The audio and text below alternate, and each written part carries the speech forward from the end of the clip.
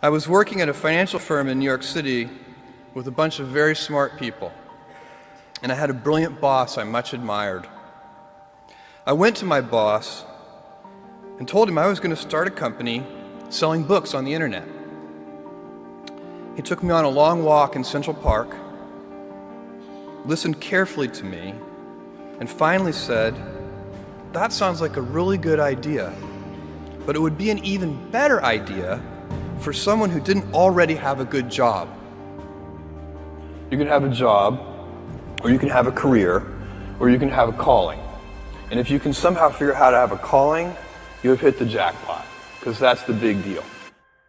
25 years ago, and he told me, "Dave, I want you to invest in my company." "What are you doing?" "I'm gonna start a bookstore in my garage." "Okay, and I'm gonna put it online. People buy online, and I'm gonna ship out of my garage.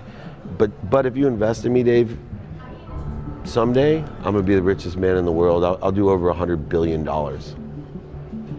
First of all, there is no such thing as $100 billion 25 years ago. Statistically, there's no such thing.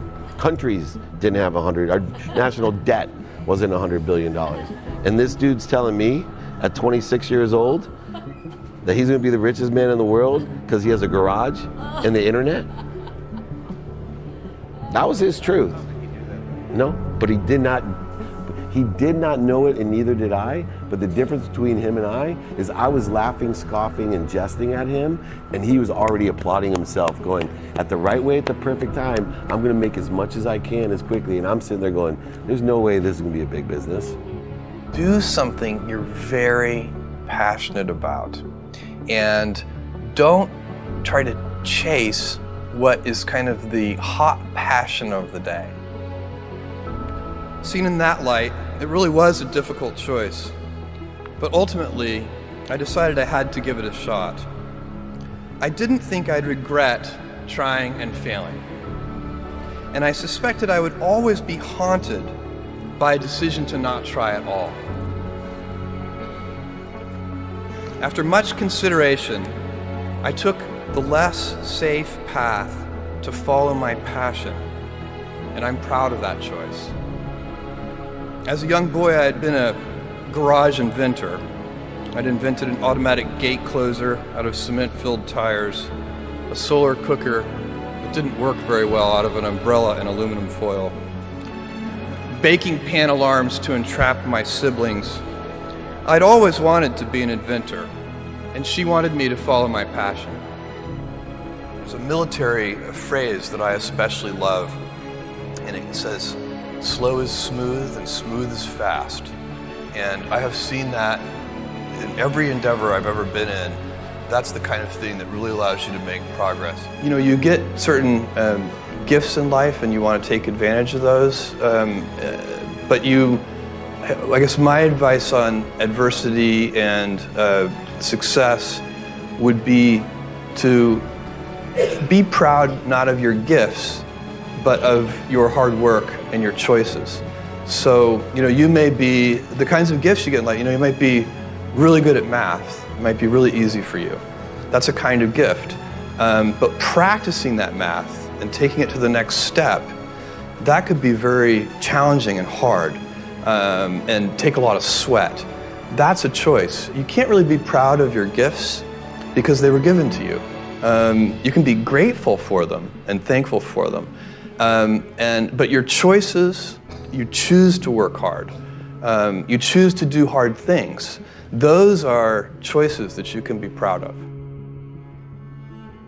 You can choose. We all get to choose our life stories, and it's the choices that define us, not our gifts.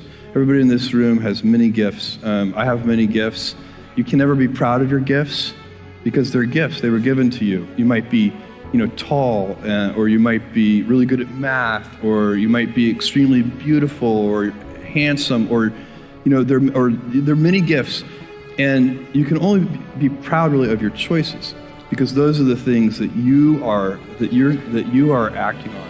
And one of the most important choices that each of us has, and you know this just as well as I do, is you can choose a life of ease and comfort, or you can choose a life of service and adventure.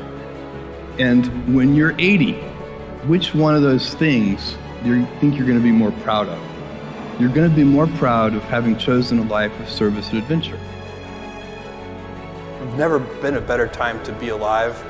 I mean, it's just incredible the amount of inspiration that the world generates for me, and I think for a lot of people. It's insane, the amount of change and invention and opportunity. Your life, the life you author from scratch on your own, begins.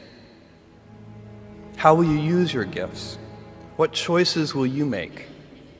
Will inertia be your guide, or will you follow your passions? Will you follow dogma, or will you be original?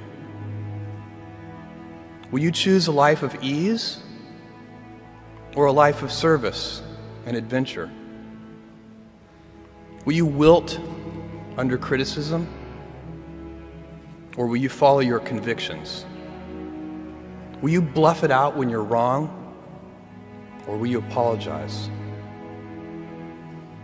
Will you guard your heart against rejection, or will you act when you fall in love? Will you play it safe, or will you be a little bit swashbuckling? When it's tough, will you give up, or will you be relentless? Will you be a cynic, or will you be a builder? Will you be clever at the expense of others, or will you be kind? Every time you figure out some way of providing tools and services that empower other people to deploy their creativity, you're really onto something. You know, you're very lucky if you have a career. A lot of people end up with a job. If you don't love your work, you're never going to be great at it. Jules Verne, Mark Twain, Galileo, Newton, all the curious from the ages would have wanted to be alive, most of all, right now. As a civilization, we will have so many gifts, just as you as individuals have so many individual gifts as you sit before me. How will you use these gifts? And will you take pride in your gifts or pride in your choices?